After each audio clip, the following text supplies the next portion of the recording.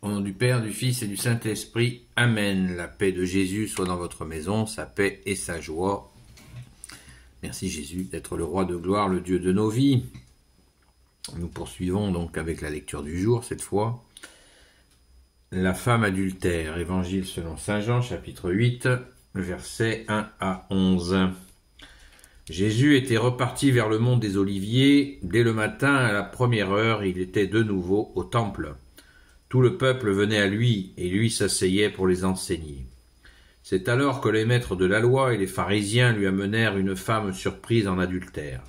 Il la place au centre, puis il lui demande « Maître, cette femme est une adultère, et elle a été prise sur le fait. » Dans la loi, Moïse nous a ordonné de lapider des femmes, les femmes qui sont dans ce cas. Mais toi, qu'est-ce que tu dis ? Il parlait de cette façon pour le mettre à l'épreuve, car il cherchait un motif pour l'accuser. Mais Jésus se pencha et se mit à écrire sur le sol avec son doigt. Comme il insistait avec leurs questions, Jésus se redressa et leur dit « Que celui d'entre vous qui n'a pas de péché lui jette la pierre le premier. » Et de nouveau il se pencha et se mit à écrire sur le sol. Après une telle réponse, ils commencèrent à s'en aller l'un après l'autre, en commençant par les plus âgés. Et Jésus se retrouva seul avec la femme au centre. Alors il se redressa et lui dit « Femme, où sont-ils ? Personne ne t'a condamné. » « Personne ne t'a condamné. » Elle répondit « Personne, vous voyez. » Et Jésus lui dit « Moi non plus, je ne te condamne pas. Va et ne pêche plus. » Alors tout le monde connaît cet épisode absolument extraordinaire. Que de films, que de séquences, que de discussions. Nous sommes très touchés. Et c'est bien normal par Jésus qui sauve cette femme de la lapidation.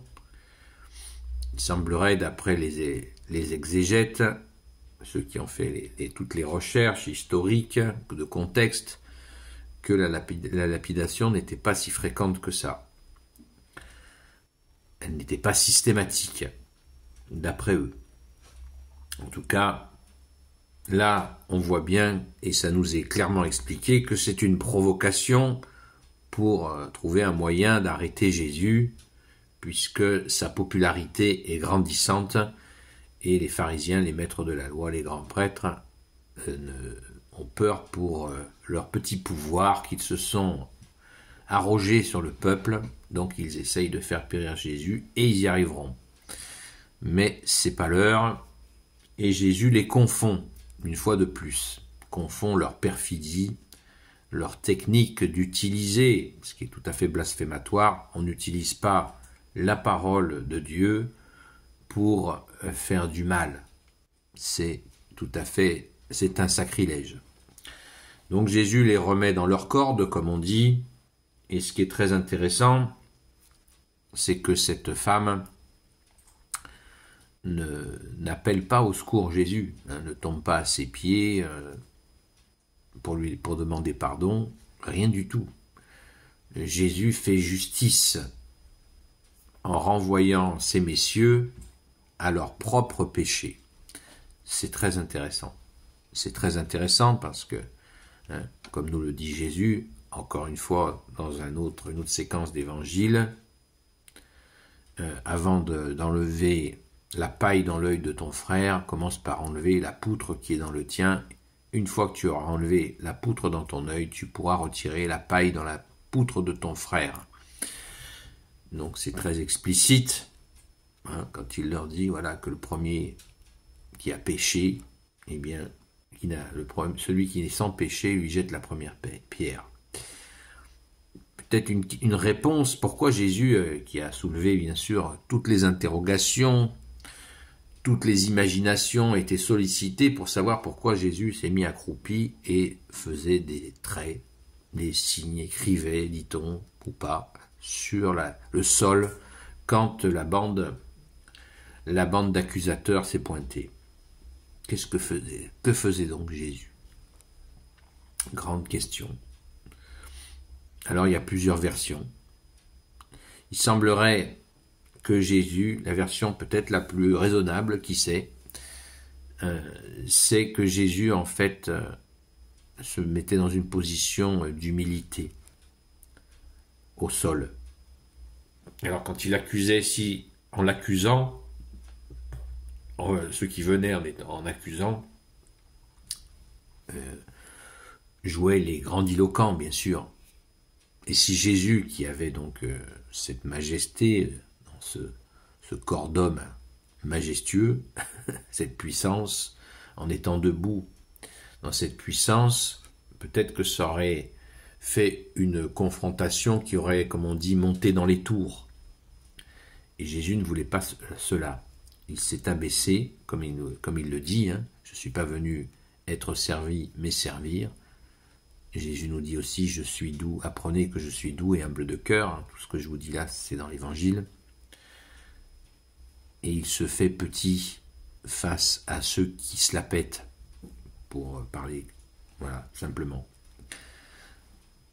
Donc, il se fait petit et voilà, il fait des traits au sol. Il s'occupe, peut-être l'air de dire aussi que cause toujours, tu m'intéresses. Causez toujours, vous m'intéressez beaucoup. Et il se relève quand il va leur dire leur cas de vérité. Ainsi, sa puissance, une fois de plus, est manifestée. Merci Jésus. Cette séquence est extrêmement touchante et la fin en est absolument aussi assez hallucinante quand Jésus lui demande « Femme, où sont-ils? Personne ne t'a condamné ?» Point d'interrogation. Et elle, tranquille, elle répondit, alors qu'il proposait rien de moins que de la massacrer à coups de pierre, mais elle, tranquille, elle répond personne. Elle répondit, personne, vous voyez. Jésus, vous voyez, personne ne me condamne. Et là, Jésus, quand même, lui dit, moi non plus, je ne te condamne pas, va et ne pêche plus. Voilà. Le conseil, hein, dans d'autres séquences d'évangile, Jésus dit aux pécheurs, va et ne pêche plus, afin qu'il ne t'arrive pas pire encore. Voilà.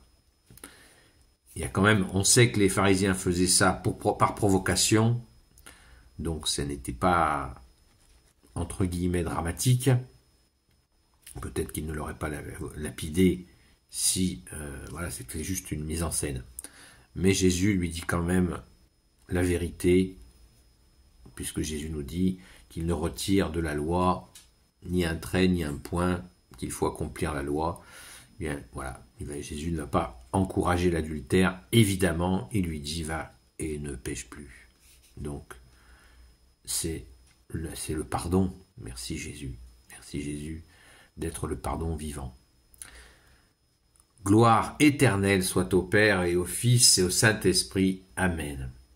Qu'est-ce qu'on peut dire d'autre que merci Jésus d'être venu, de t'être offert pour nous, d'être ressuscité pour nous et de demeurer avec nous jusqu'à la fin des temps. Amen.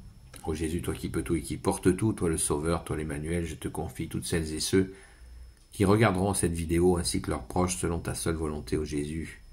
Sainte Marie, Reine des cieux, toi l'Immaculée Conception, toi qui écrases le serpent, toi qui es la lune sous tes pas, toi notre Mère, Notre-Dame. Saint Joseph, toi le juste et le saint, toi le sage, toi la terreur des démons, toi le saint gardien de la Sainte Église catholique apostolique. Sainte Marie-Madeleine, notre chère Sainte Patronne, et vous tous les saints et saintes, amis de toi, Jésus, Saint Michel Archange qui est comme Dieu, Saint Gabriel Archange, Saint Raphaël Archange, et vous les anges qui servent, et vous tous les anges qui servez Jésus, je vous confie toutes celles et ceux qui regarderont cette vidéo, ainsi que leurs proches selon ta seule volonté, ô Jésus. La manifestation de la justice, de ta justice, ô Jésus, est toujours quelque chose qui nécessite un grand discernement. Pensons-y. Car la justice de Jésus est extrêmement puissante et elle va des fois à des endroits qu'on n'imagine même pas. Merci Jésus d'être la justice. À très vite.